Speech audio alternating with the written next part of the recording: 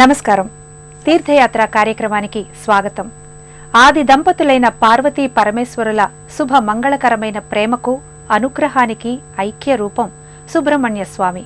స్వామి అనే నామధేయం సుబ్రహ్మణ్యానికి ప్రత్యేకత ఆపాదిస్తుంది. దేవసేనాధిపతిగా సకల దేవగణాల చేత పూజలందుకునే దైవంగా కుమారస్వామిని పురాణాలు పేర్కొన్నాయి. శివాంశ సంభూతునిగా తారకాసుర సంహారం కోసం స్వామి మార్గశీర్ష మాసంలో శుక్లపక్ష షష్ఠినాడు జన్మించాడు.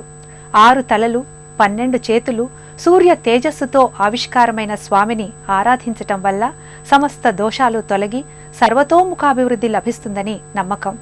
అలాంటి సుబ్రహ్మణ్యేశ్వర స్వామి అర్చావతారమూర్తిగా నెలకొన్న సుప్రసిద్ధ దివ్య క్షేత్రాలలో విశిష్టమైనది ఆంధ్రప్రదేశ్ కృష్ణా జిల్లాలోని మోపిదేవి.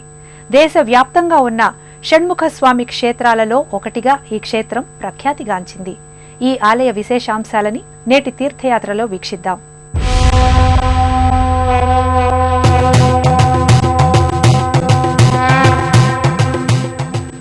మోపిదేవి క్షేత్రానికి పురాణ నామం మోహినీపురం. ఇక్కడి పరిసరాలు అగస్త్యుణ్ణి సమ్మోహితుణ్ణి చేశాయి. కృష్ణా పరివాహక ప్రాంతం, ఆకుపచ్చని అటవీ ప్రాంతం, కొండలు వంటి ప్రకృతి రమణీయతతో ఈ ప్రదేశం మోహినీపురంగా ఖ్యాతిగాంచింది. తికల ప్రేమ గ్రోలిన దైవం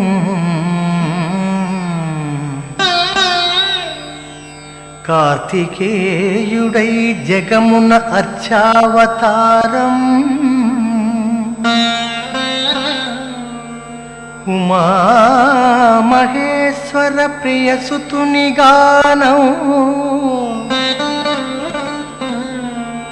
ఇంద్రధనసులా ధరణిలో స్కంద షష్ఠి కవచం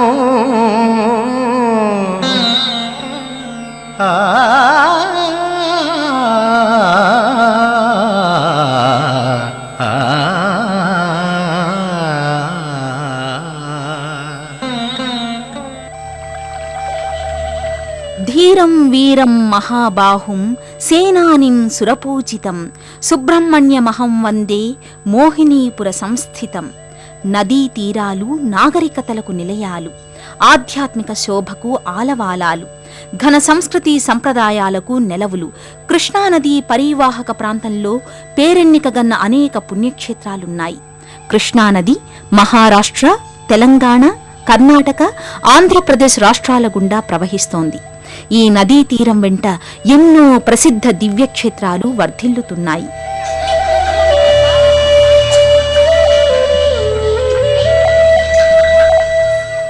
ఆంధ్రప్రదేశ్లోని కృష్ణా జిల్లా దివిసీమలో 2 పాయలుగా చీలి కృష్ణపాయ హంసలదీవి దగ్గర, వేణిపాయ ఏటిమొగ దగ్గర సాగర సంగమం చేస్తోంది.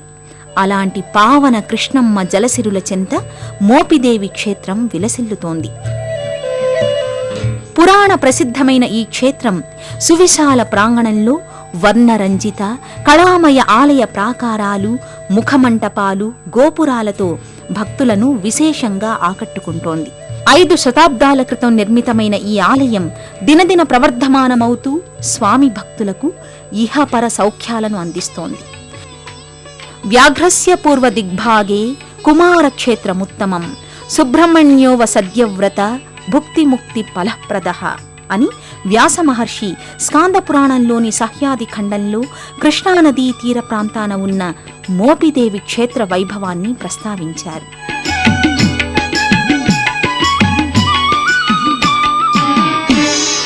శ్రీ స్వామివారికి మొదట దేవరకోట సంస్థానాధీశులైన చల్లపల్లి శ్రీమంతురాజా యార్లగడ్డవారి వంశీయులు గోపుర శిఖర మంటపాదుల్ని నిర్మించారు. ఇక ప్రధాన ఆలయం ముంగిట ముఖమంటపం దీర్ఘచతురస్రాకృతిలో స్తంభ సమన్వితంగా ఉంటుంది. భారీ స్తంభాలపై వర్ణరంజిత మయూర సర్పాకృతులతో కళామయంగా ముఖమంటపం విలసిల్లుతోంది.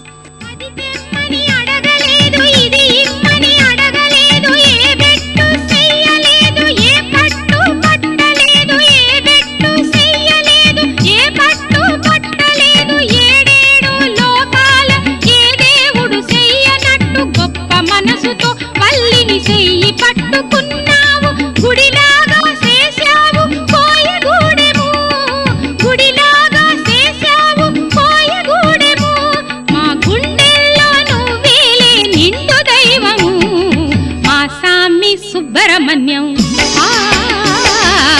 మేం చేసుకున్న పుణ్యం మా సామి సుబ్బరమణ్యం మేం చేసుకున్న పుణ్యం వల్లెమ్మని బుల్లెమ్మని అడవి మల్లి సెల్లమ్మని వల్లెమ్మని బుల్లెమ్మని అడవి మల్లి సెల్లమ్మని అల్లి బిల్లి ఊసులాడి పెళ్ళాడా అల్లి బిల్లి ఊసులాడి పెళ్ళాడా మా అందరికీ సుట్టనివి పోయా మా సామి సుబ్బరమణ్యం మేం చేసుకున్న పుణ్యం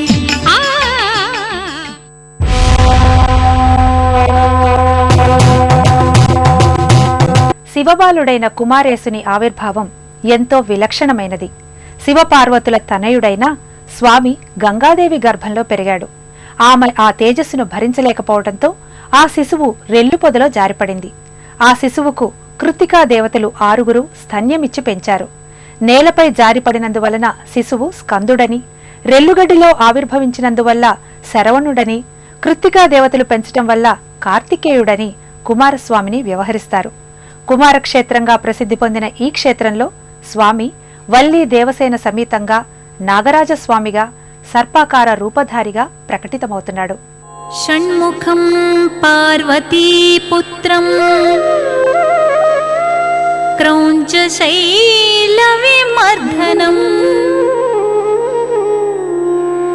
దేవసేనాపతిం దేవం స్కందం వందే శివాత్మజం.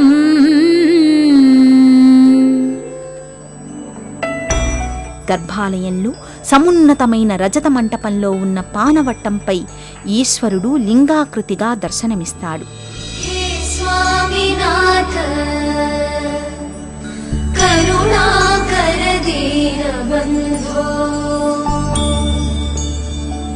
శ్రీ పార్వతీశ ముఖ పంకజ పద్మబంధో శ్రీశాదిదేవ గణపూజిత పాదపద్మ.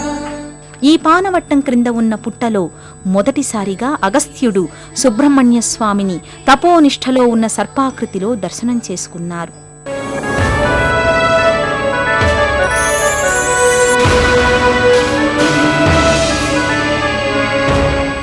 సుబ్రహ్మణ్యేశ్వరుడు ఈశ్వరుడు ఒకే లోగిలిలో కొలువు తీరి సుబ్రహ్మణ్యేశ్వర స్వామిగా దర్శనమిస్తున్నారు.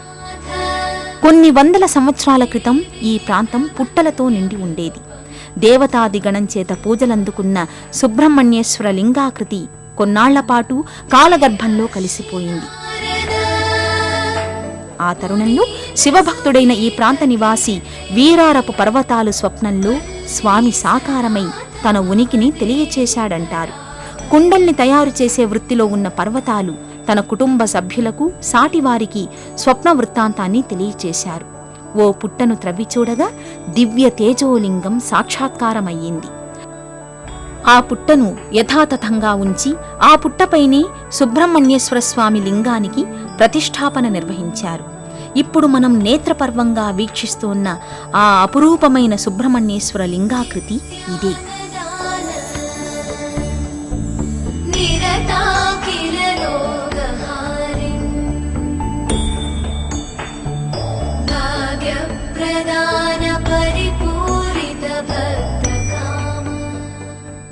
హే స్వామినాథ కరుణాకర దీనబంధు శ్రీ పార్వతీ సుముఖ పంకజ పద్మబంధు శ్రీశాది దేవగణ పూజిత పాదపద్మ వల్లీసనాథ మమదేహి కరావలంబం అంటూ భక్తులు పరిపరి విధాలుగా సుబ్రహ్మణ్యేశ్వర స్వామిని కీర్తిస్తారు.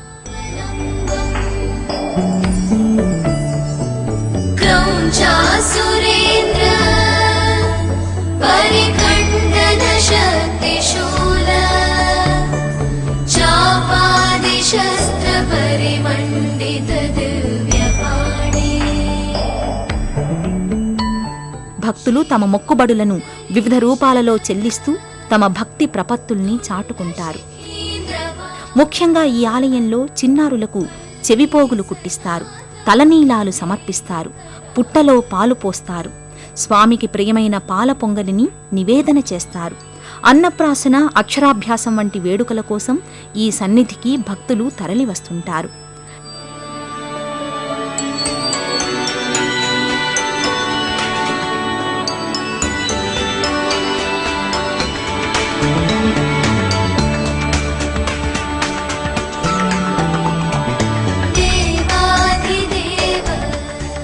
చీర మొక్కుబడి, ఉయ్యాల ఊపు వంటి మొక్కులు తీర్చుకుంటారు.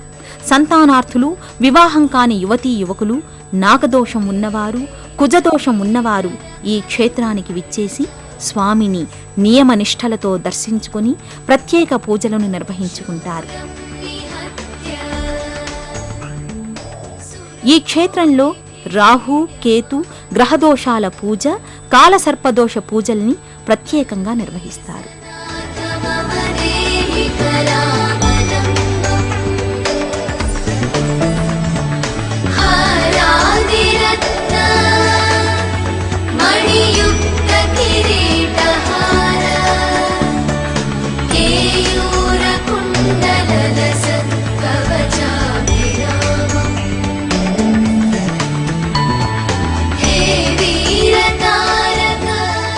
మోపిదేవి సుబ్రహ్మణ్యేశ్వర స్వామి క్షేత్రానికి సంబంధించి ఎన్నో పురాణ గాథలు విస్తృత ప్రచారంలో ఉన్నాయి. దక్షిణాపథానికి తన శిష్య బృందంతో విచ్చేసిన అగస్త్యుడు కృష్ణా నదీ తీరాన్ని చేరి ఓ వటవృక్ష ఛాయలో సేదతీరారు. ఆ ప్రాంతం ఎంతో సమ్మోహనాత్మకంగా, మనోహరంగా తోచింది. విరోధ జంతువులైన పాములు, ముంగిసలు, మయూర సర్పాలు స్నేహంతో మసులుకోవటం అగస్త్యుణ్ణి ఆశ్చర్యపరిచింది. ఆ ప్రాంతమంతా పుట్టలతో ఉండి ఓ పెద్ద పుట్ట నుంచి ఓం నమశివాయ అనే పంచాక్షరీ మంత్ర శబ్దం మంద్రంగా వినిపించసాగింది. అగస్త్యుడు తన దివ్య దృష్టితో ఆ పుట్టలో శాప పరిహారార్థం కుమారస్వామి తపస్సు చేసుకుంటున్నాడని గ్రహించి తొలిసారిగా సర్పరూప స్వామికి పూజాధికాలు నిర్వహించాడు. అగస్త్య మహర్షి మొదటిసారిగా సర్పాకృతిలో తపస్సు ఆచరిస్తోన్న సుబ్రహ్మణ్య స్వామిని దర్శించారు. సుబ్రహ్మణ్య స్వామి భూలోకానికి తరలి రావడానికి 2 కారణాలను పురాణాలు చెబుతున్నాయి. ఓ సందర్భంలో చతుర్ముఖ బ్రహ్మతో కుమారస్వామి ఆయనకు బ్రహ్మనామం తగదని వాదించాడు. అప్పుడు శివుడు సుష్టు బ్రహ్మనామానికి విరించే సరైన వ్యక్తిగా నిర్ణయించాడు. దాంతో కుమారస్వామి పశ్చాత్తాపాన్ని చెందాడు. అలాగే శివపార్వతుల దర్శనానికి వచ్చిన సనక సనందనాదుల్ని చూసి కుమారస్వామి పరిహాసం చేశాడు. దాంతో పార్వతీదేవి కుమారస్వామిని మందలిస్తుంది. తన గర్వాంధకారానికి పశ్చాత్తాపంతో భూలోకానికి చేరి తపస్సు చేసుకుంటానని తల్లి అనుమతి కోరాడు సుబ్రహ్మణ్యేశ్వరుడు. పార్వతీదేవి వలదన్నా తన దీక్షను వదలక నిజరూపాన్ని వదలి ఎవరూ గుర్తించకుండా సర్పాకృతిగా పుట్టలో తపస్సు చేసుకోసాగాడు. ఈశ్వరుడు పుత్రుని మీద మమకారంతో అదే పుట్టపై పుత్రునికి రక్షణగా లింగాకృతిపై అదే పుట్టలో కొలువు తీరాడని క్షేత్ర పురాణం. అలా ఆ పుట్టలోని స్వామిని అగస్త్య మహర్షి తొలిసారిగా దర్శించుకున్నాడు. సాక్షాత్తు కైలాసం నుంచి దిగివచ్చి తండ్రి తనయులు ఒకే నెలవులో కొలువు తీరి భక్తులను అనుగ్రహిస్తున్నారు. అందుకే మోపిదేవి క్షేత్రం కుమార సన్నిధిగా, కుమార కైలాస ధామంగా అలరారుతోంది.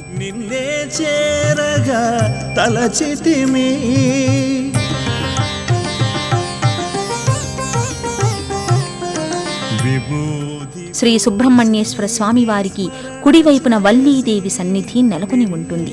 ఎడమవైపున దేవసేన ప్రత్యేక మందిరంలో దర్శనమిస్తుంది. ఇరు దేవేరులు సంపూర్ణ అలంకారాలతో వివిధ ఆభరణ పుష్పమాలికల శోభితంగా దర్శనమిస్తారు.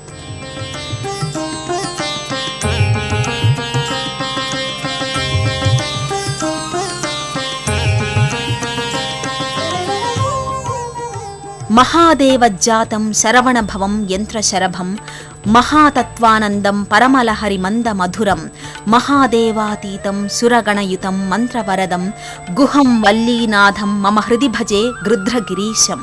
త్రిపురాసుర సంహారానికై శివపార్వతులకు కుమారుడిగా జన్మించిన కారణ జన్ముడు కుమారస్వామి. నాగులకు అధిపతిగా సుబ్రహ్మణ్యుడయ్యాడు.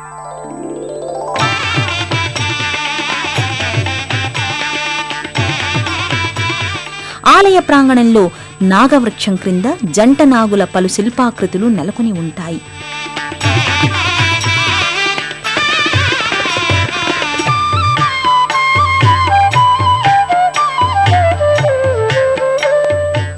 సంతానార్థులు, వివాహ సిద్ధిని ఆశిస్తున్నవారు ఈ వృక్షం క్రింద నాగస్వరూపాలను ప్రతిష్ఠాపన చేసి స్వామి కృపకు పాత్రులవుతుంటారు. నాగుల చవితి ఓ నాగేంద్ర పూజలు గైకొని దీవించుమయ నిరతము కొలిచెదమయ్యా కనికరముతో వరమీయవయ్యా నాగుల చవితి ఓ నాగేంద్ర పూజలు గైకొని దీవించుమయ్యా నిరతము భక్తితో కొలిచెదమయ్యా కనికరముతో వరమీయవయ్యా జయ జయ జయ జయ నాగరాజా ఫణికుల జాత జయ శుభ చరిత. ఇదే లోగిలిలో ప్రత్యేకంగా స్వామి అగ్రజుడైన సర్వసిద్ధిప్రద గణపతిమూర్తి నెలకొని ఉంటాడు. మరోవైపు నాగుల పుట్ట ప్రత్యేక సన్నిధిగా అలరారుతోంది.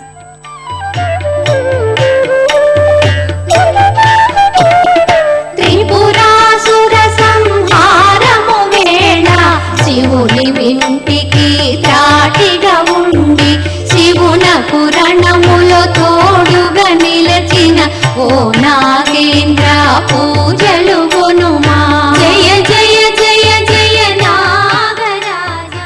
మోపిదేవి సుబ్రహ్మణ్యేశ్వర స్వామి వారికి ఈ క్షేత్రంలో వైదిక స్మార్త ఆగమబద్ధంగా నిత్య పూజాది కైంకర్యాలు ఉత్సవాలని నిర్వహిస్తారు. సుబ్రహ్మణ్య స్వామి ఆరాధనతో ముడిపడిన పండుగలు పర్వదినాలు ఈ క్షేత్రంలో విశేషంగా నిర్వహిస్తారు. సుబ్రహ్మణ్య షష్ఠి పర్వదినం ఈ క్షేత్రంలో నిర్వహించే ప్రధాన వేడుక. ఈ దివ్య సన్నిధి నిత్యం భక్తజన సందోహంతో విలసిల్లుతూ భక్తుల పాలిట సర్వాభీష్టప్రద పెన్నిధిగా వినుతికెక్కింది. శ్రీ స్వామివారికి ప్రతినిత్యం అభిషేకాలతో పాటు పర్వదినాలలో మహన్యాసపూర్వక రుద్రాభిషేకం, మహన్యాసపూర్వక వారాభిషేకాన్ని నిర్వహిస్తారు. భక్తులు తమ మొక్కుబడులను అనుసరించి శాంతి కళ్యాణాన్ని జరిపిస్తారు.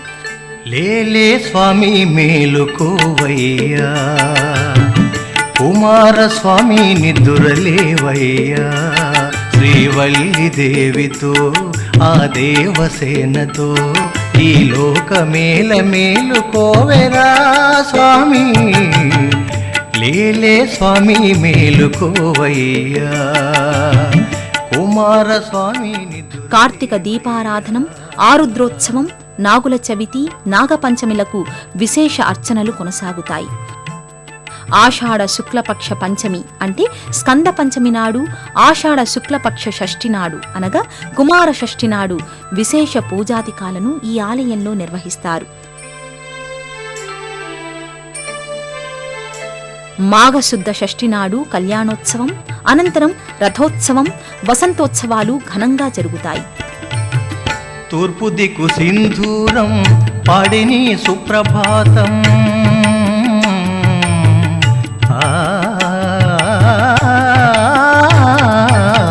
తూర్పు దిక్కు సింధూరం. దక్షిణ భారతదేశంలోని అనేక ప్రఖ్యాత షణ్ముఖ దేవాలయాల సరసన మోపిదేవి శ్రీ సుబ్రహ్మణ్యేశ్వర స్వామి క్షేత్రం కూడా నిలుస్తోంది. ఈ క్షేత్ర దర్శనం భక్తులకు సకల అభీష్టకారకం. కృష్ణా జిల్లాలోని ఈ సుబ్రహ్మణ్య క్షేత్రానికి విజయవాడ నుంచి ఉయ్యూరు, పామర్రు, చల్లపల్లిల మీదుగా బస్సు మార్గాన చేరుకోవచ్చు. ధీరునిగా, సూర్యునిగా, వీరునిగా ప్రస్ఫుటమయ్యే సుబ్రహ్మణ్య స్వామి ఆనందప్రదాయక దైవం. షణ్ముఖుని 6 తలలు, పంచేంద్రియాలు మనస్సుకు ప్రతీకలు. వీటిపై అదుపు సాధించిన వారే సమున్నతులవుతారని సంకేతం. మానవ శరీరం మూలాధార చక్రం నుండి సహస్రార చక్రానికి ప్రసరించినప్పుడే శివభక్తి దర్శనం సిద్ధిస్తుంది అనడానికి స్వామి రూపమే నిదర్శనం. కుండలిని శక్తి పాము రూపంలో చుట్టుకుని ఉంటుంది. చక్రస్వరూపిణి అయిన శక్తి ఆ పాము పడగపై నిలిచి ఉంటుంది. ఇదే స్వామి సర్పాకార రూప ఆంతర్యం. ఇలా ఎన్నో అంతరార్థాలని ప్రకటించే సుబ్రహ్మణ్య స్వామి దివ్య కృప మనపై సదా ప్రసరించాలని ఆశిద్దాం. మరో క్షేత్ర సందర్శనంతో కలుసుకుందాం. నమస్కారం.